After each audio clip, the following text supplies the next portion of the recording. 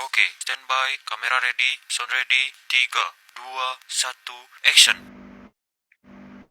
Halo Sobat Sejarah, selamat datang di Pojok Nusantara, podcast yang membahas sejarah Indonesia dengan cara santai tapi tetap bermakna.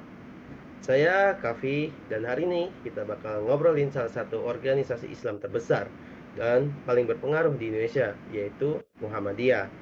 Nah, biar obrolan makin menarik, saya sudah kedatangan dua narasumber keren nih. Ada Karisa dan juga Naila Tiana. Halo Karisa dan Naila. Halo Kavi, halo juga buat semuanya. Halo semuanya. Wah, seneng banget nih bisa diajak ngobrol tentang topik ini. Apalagi Muhammadiyah itu bagian penting dari sejarah bangsa kita loh. Ya, oke, kita mulai dari dasarnya dulu ya. Karisa, bisa dijelasin nggak sedikit tentang latar belakang berdirinya Muhammadiyah? Tentu Kavi, Muhammadiyah didirikan oleh Kiai Haji Ahmad Dahlan di Yogyakarta pada 18 November 1912. Waktu itu, kondisi umat Islam di Indonesia cukup memperhatikan. Banyak masyarakat masih mencampurkan ajaran Islam dengan kepercayaan lokal dan pendidikan modern belum berkembang. Jadi, Muhammadiyah muncul karena keinginan untuk memperbarui cara berpikir umat ya.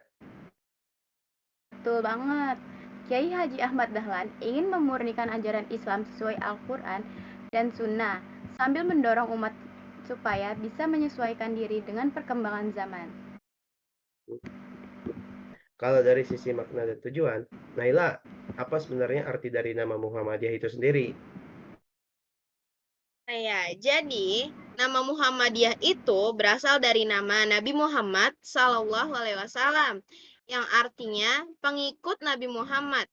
Jadi, organisasi ini tuh ingin meneladani ajaran dan akhlak Rasulullah dalam kehidupan modern nih. Tujuannya udah pasti untuk menegakkan dan menjunjung tinggi agama Islam serta mewujudkan masyarakat Islam yang sebenar-sebenarnya. Wah, keren banget.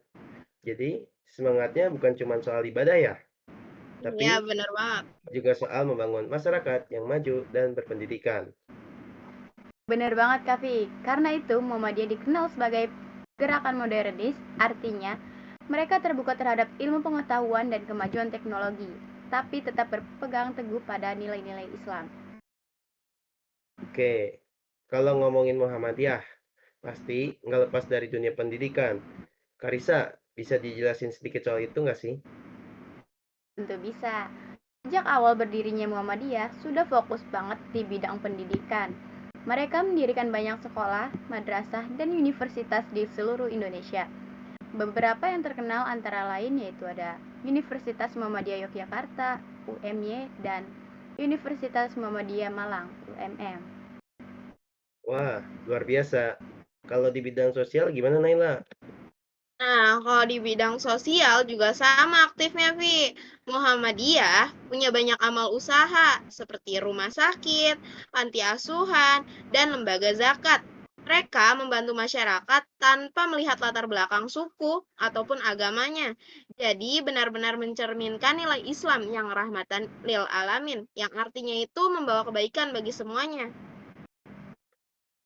Wow, kalau kita lihat perjuangan Kiai Haji Ahmad Dahlan, menurut kalian, apa sih nilai utama yang bisa kita pelajari dari beliau? Kalau menurut aku, nilai yang paling menonjol itu semangat pembaruan dan keberanian berpikir. Kiai Ahmad Dahlan berani meluruskan hal-hal yang dianggap menyimpang dari ajaran Islam, tapi tetap dengan cara yang bijak dan menghormati tradisi yang baik. Aku juga setuju, tapi aku mau tambahin satu lagi nih. Beliau juga ngajarin kita buat jadi muslim yang aktif, bukan cuman pasif. Artinya, beragama itu bukan cuman ibadah pribadi, tapi juga tanggung jawab sosial. Contohnya kayak belajar, berbuat, dan membawa manfaat buat orang lain. Wah, keren banget. Jadi, bisa dibilang Muhammadiyah itu bukan cuma organisasi, tapi juga gerakan perubahan yang menanamkan semangat belajar dan kepedulian sosial. Benar. Pembahasan kita hari ini benar-benar membuka wawasan ya. Muhammadiyah ternyata punya pengaruh besar dalam memajukan umat dan bangsa lewat pendidikan sosial dan nilai-nilai pembaruan yang dibawa Kiai Haji Ahmad Dahlan. Betul banget. Tanpa peran Muhammadiyah, mungkin sistem pendidikan Islam di Indonesia nggak akan semaju sekarang. Ya nih juga aku berdoa semoga generasi muda seperti kita ini bisa meneruskan semangat beliau. Semangat untuk terus belajar, berinovasi, dan berbuat kebaikan. Amin. Terima kasih banyak buat Karisa dan Naila yang sudah berbagi insight hari ini. Buat sobat sejarah nih yang dengerin, jangan lupa follow dan bagikan podcast Pojok Nusantara biar makin banyak yang tahu tentang sejarah bangsa kita. Sampai jumpa di episode berikutnya. Saya Kavi, izin pamit undur diri. Salam sejarah.